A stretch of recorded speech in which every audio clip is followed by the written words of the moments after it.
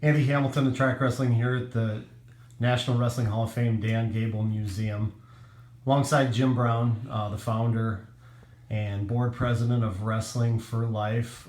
Jim is going to be making the 70-mile walk from his home in Cedar Rapids up here to the Gable Museum. Jim, can you first of all explain why you're doing this?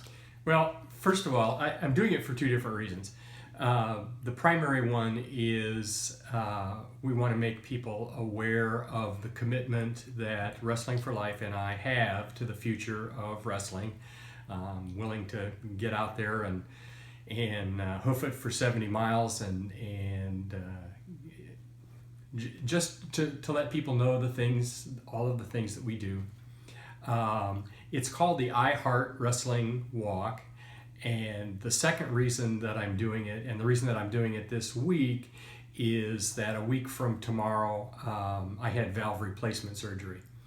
So this is kind of celebrating my coming back from heart surgery and being healthier and all of those things. So there are two reasons that we're doing it. The primary focus, though, is on the things that we try to do for kids who are involved in wrestling or trying to be involved in wrestling, because that's what we do at Wrestling for Life. We believe in the lessons that are learned on the mat, and we want to see as many kids have the opportunities as they possibly can to learn those lessons. We're not necessarily looking for the next Kyle Snyder or Helen Maroulis, although that would be great. Maybe we're looking for the next Norman Borlaug. I don't know. But we believe very strongly in the things that kids learn from their experience with wrestling, and we just want to let people know about that.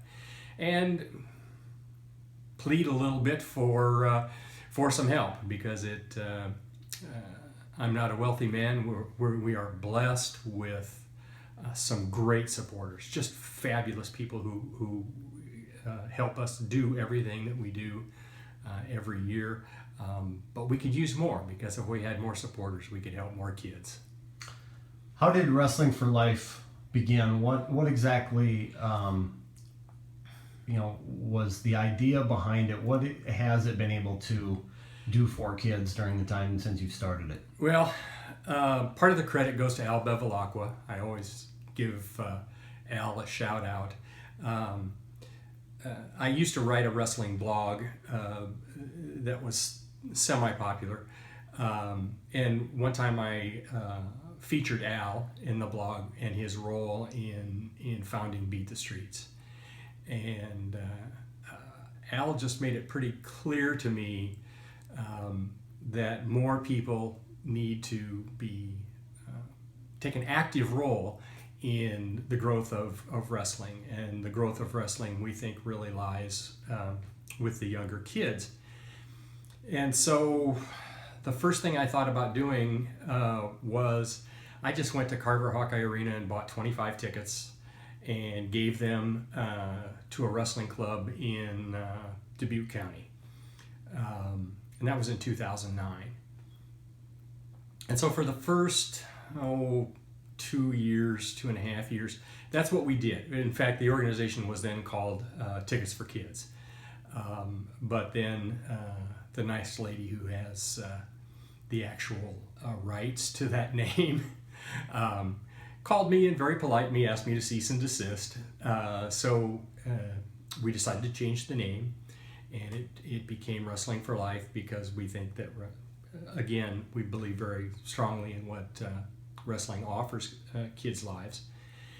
And with the name change, I kind of started looking around for what else could we do to help kids get involved with wrestling and stay involved with wrestling. And one of the first things that we found was a lot of kids who are getting started just can't afford to go to camps and clinics. So we put together a little fund, and we're helping kids with the fees and what they needed to go to camps and clinics. I have always been a women's wrestling fan and believe that those lessons that we value for our sons are just as important for our daughters. And so about 2 years ago, I became involved with Female Elite Wrestling, the Iowa USA Wrestling girls team. And so we help them out with training and competition expenses. And then I guess our most recent effort, which started last November, I had a coach of a middle school team that had received tickets from us for about 3 years. And he sent me an email and asked, boy, we have 6 or 7 kids who don't have wrestling shoes, and I can't afford to buy them. Could you maybe kick in some wrestling shoes? So found a donor who was willing to fund most of that effort. And we went and got that team wrestling shoes. And I started doing some investigation and found that lack of proper gear is a huge roadblock for a lot of kids, a lot of schools. Schools and small clubs just, they can't afford to support the kids, and they lose a lot of kids because they can't get proper headgear. They can't knee pads, everything. They need everything, but most of all, they need shoes. So we started doing that, and that's kind of become, other than the tickets is still our primary thing. We have people already asking us for tickets to the Iowa Penn State meet. And that we know we're going to give away a lot of tickets to that, but the effort with the shoes is, we sent shoes to a school in Oklahoma. They had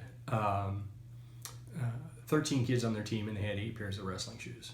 Well, a lot of the average fans don't understand that it's a rule in most states that kids can only compete in wrestling shoes. They can't wear their gym shoes. They can't wrestle in their stocking feet. They have to have wrestling shoes. So these kids would come off the mat. They'd finish the match, come off the mat, take their shoes off, and hand them to the next kid up. And it just seems to me, how can we let that happen? If we believe in this sport, how can we be so discouraging to a kid because he doesn't have a pair of shoes to wear to compete? So we've been doing quite a bit of that, but we'd like to do a lot more. There are hundreds of schools out there, middle schools and small clubs, that they're losing kids all the time because they don't have adequate gear. We were really lucky. This summer we got what's called a REACHES grant for $3,000 worth of equipment, and we gave that away immediately. We sent some to North Carolina. We sent some to California. The gear that we sent to North Carolina is going to a club where most of the kids participating are the children of deployed Marines.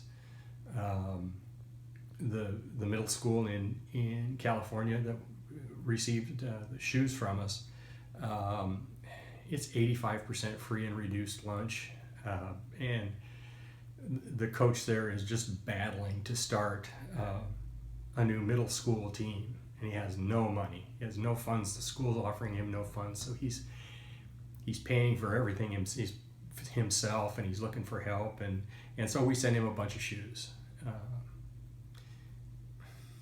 That's pretty much what we do.